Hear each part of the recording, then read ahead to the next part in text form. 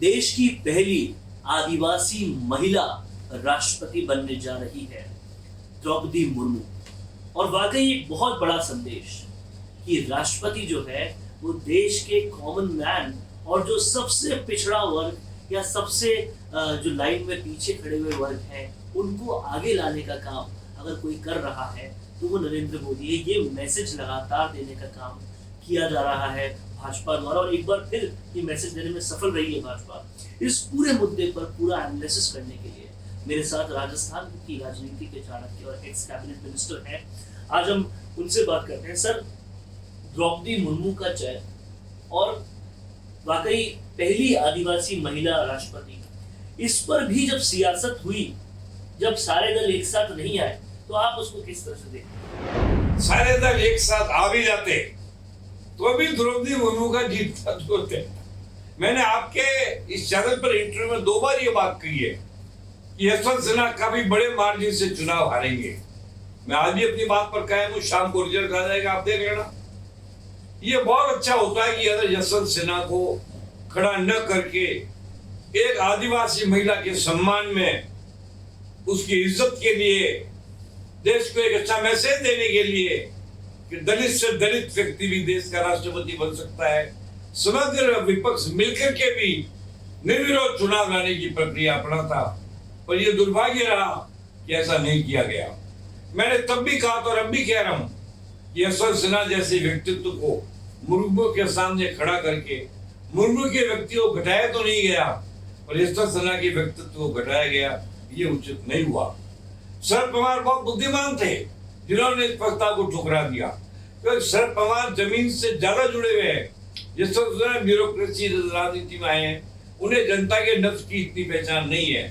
वो आर्थिक मामलों के विशेषज्ञ तो हो सकते हैं पर जन भावना के विशेषज्ञ नहीं है। ये चुनाव लड़ना ही गलत हुआ।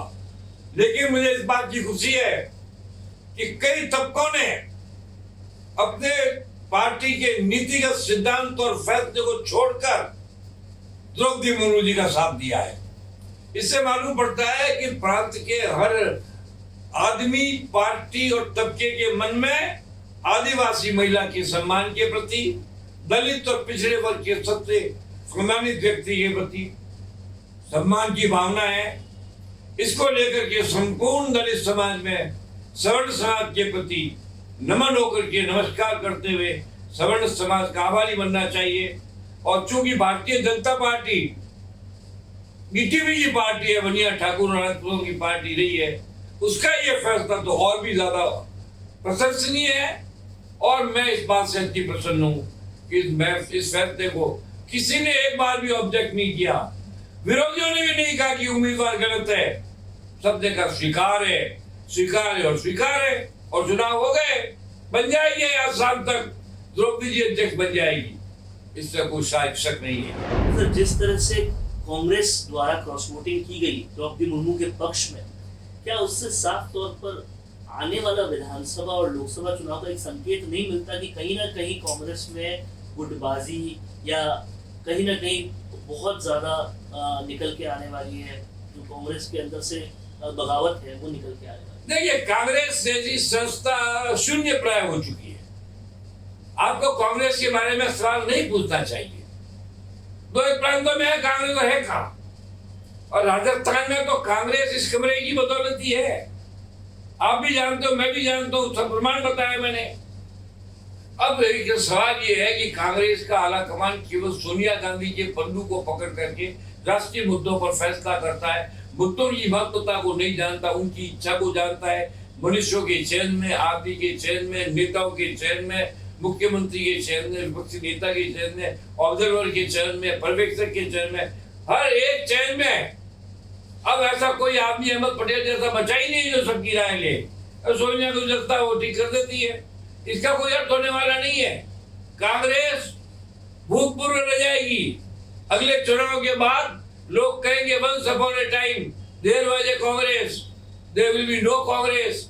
राजस्थान में तो वर्तमान नेतृत्व के अंतर्गत चुनाव हुआ तो 15 सीट, ज्यादा करो तो 20 सीट। हाँ, अब भी अगर सोनिया जी स्वप्न से उठकर अपनी इस राजनीतिक कोमा स्थिति से उठकर तय करें कि नहीं मुझे तो अधिक से अधिक विधायक जिताने वाला आदमी चाहिए, तो उनको मालूम है कौन जिता सकता है, मगर ऐसा होगा नहीं, क्योंकि सोनिया गांधी जी का अप्रतिम स्नेह है अशोक गहलोत के साथ। और आज से नहीं है, अशोक गहलोत ने जब सबसे पहले संजय गांधी की मृत्यु के बाद जब मौका आया था, तो सबसे पहले वो पहले संजय गांधी के निकटतम लोगों में 3 में 1 थे, छोड़ करके और सोनिया जी का साथ दिया। तब से अब तक साथ दे रहे हैं, इसका पुरस्कार मिल रहा है। निष्ठा का पुरस्कार तो होता है, निष्ठा का पुरस्कार न होना और भी बुरा होता। इसलिए जहां तक आप प्रश्न करते हो राजस्थान के अंदर, तो राजस्थान के अंदर तो एक चुनाव तक ये प्रयास करना ही गलत है कोई परिवर्तन होगा, क्योंकि ये प्रयास करने से नहीं होगा, विधायकों की संख्या से नहीं होगा, विधायकों के नंबर से नहीं होगा, जनता की चाह से नहीं होगा, जनता की भीड़ से नहीं होगा। ये होगा तो केवल सोनिया गांधी की इच्छा से होगा, और सोनिया गांधी की इच्छा तो सर्वविदित है, इससे इस पर मैं कोई कमेंट नहीं कर रहा। तो ये थे चंद्रराज्य सिंघवी, जिन्होंने द्रौपदी मुर्मू के चयन से लेकर सोनिया गांधी के पल्लू से किस तरह से कांग्रेस चल रही है उस मुद्दे पर पूरी तरह से विश्लेषण करके सारी चीजें बताई समझाई। कैमरामैन प्रशस्ति के साथ वरुण मंसाली, राजस्थान संवाद के लिए।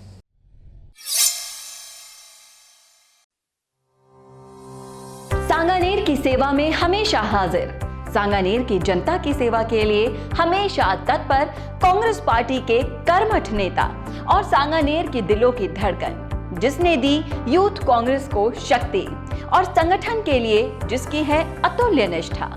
ऐसे सांगानेर के सेवक श्री विनय प्रताप सिंह भोपर के साथ सभी डिजिटल मीडिया पर जुड़े। विनय प्रताप सिंह भोपर को फेसबुक पर लाइक करें, यूट्यूब पर सब्सक्राइब करें और ट्विटर पर आज ही फॉलो करें।